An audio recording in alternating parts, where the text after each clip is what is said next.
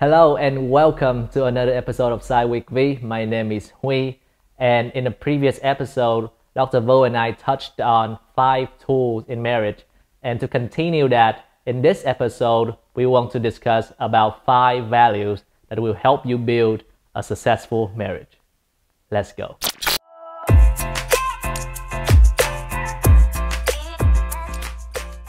Our first principle is love. Now, we say we love a lot of things in our society. I love ice cream, I love chocolate, I love dogs, I love my spouse.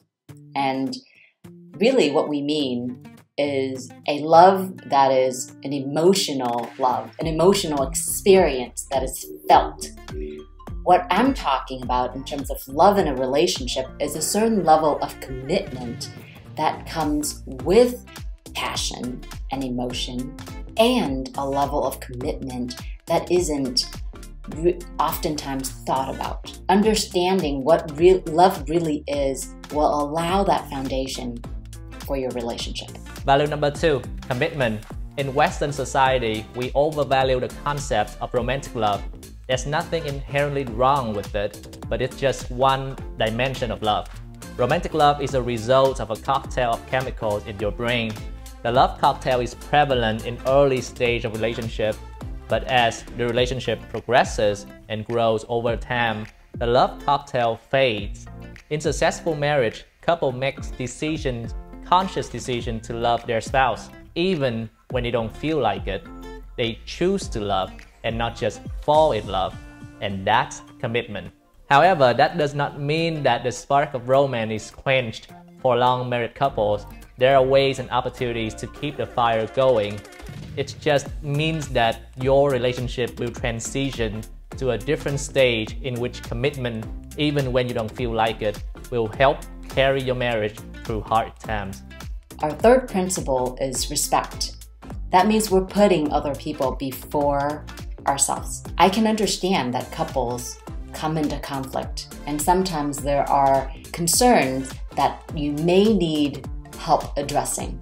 And so I highly encourage you to seek help with people who can actually provide you assistance and constructive feedback in order to help you move through a certain season. However, what you don't want to do is badmouth your spouse to your mom, your dad, your siblings, because what that's going to do is it's going to not only give you a bad impression of your relationship with your spouse, it's also going to give people you know a bad impression of your spouse. And so the encouragement they may or may not give you for the sake of you wanting to vent may or may not be constructive for your relationship. In previous videos, we talk about how openness and in communicating differences and conflicts allow you to resolve these issues within your marriage, and if you need, seek constructive feedback from people who understand and know what you should be doing and can help you through it.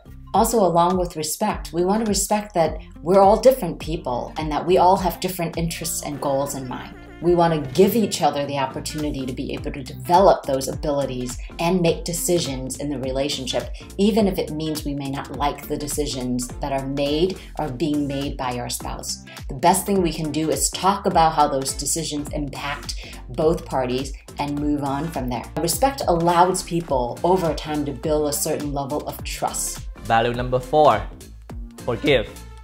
Forgiveness can be complicated. There are 2 levels of forgiveness: the conscious decision to forgive and the actual experience of letting go of a grievance. And usually there's a time gap between the 2. For the latter, it will take as much time as you need to let go.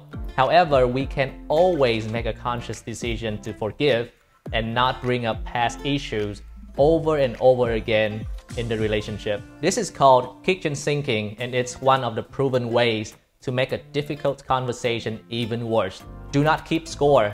No one is trying to win here. Imagine your marriage is like a football game in which you two are on the same team playing against the issue. The enemy is not your spouse. It's whatever issue is challenging your marriage. There may be enduring bitterness and resentment in your relationship. If it's the case, it's important to talk to a wise friend or seek a counselor to process it. We'll talk more about forgiveness in a later video. Value number 5 is an emotional and sexual intimacy. It is important that you maintain emotional and sexual intimacy in your relationship. Oftentimes when I have couples come in for marital counseling, it usually takes me a few sessions to find out what's really important is that they've gotten to this point and one of the primary symptoms had been their emotional and sexual intimacy has withered away. So part of this is that it's not that if you don't have sexual intimacy that you're going to end up with problematic relationship. I'm saying that the lack of intimacy is a symptom of a lot of difficulties that may be a part of the relationship. And so you want to be able to know and understand each other's needs. Now, women tend to be more emotionally needing, which means they're seeking more emotional intimacy than men do. So for instance, they might like to cuddle, hug, just sit for a movie. Men tend to value sexual intimacy a little more than emotional intimacy. That doesn't mean that both parties don't value the same things. They value the same things, they just prioritize a little bit differently. This makes it even more important that you're talking about your expectations and you're talking with your spouse about what you're needing in order to maintain a healthy life together, in order to provide the emotional and the sexual intimacy that is needed by both sides. What should Christians think about marriage then? Well, let's start with how should Christians think about life. The pursuit of happiness is an inalienable right. There's nothing wrong with wanting to be happy, but happiness is a byproduct of a pursuit of something higher. For Christians, becoming holy and more Christ-like is our ultimate pursuit. Entering marriage thinking that it would fulfill all of your selfish needs and wants and make you happy all the time will guarantee disappointment. Your spouse will hurt you, and you have to forgive like Jesus does. There will be days when you don't feel like loving your spouse, but you have to exercise faithful love, just like Jesus does. The Christian life, whether single or married, is a pursuit of holiness, and happiness is the byproduct of that process. We appreciate you watching this brief video on the 5 values in marriage. We hope that it had been helpful to you. Please subscribe, and thank you for listening in. If you have any comments or questions, give us some feedback, and we're happy to address your questions as best we can. Have a great day.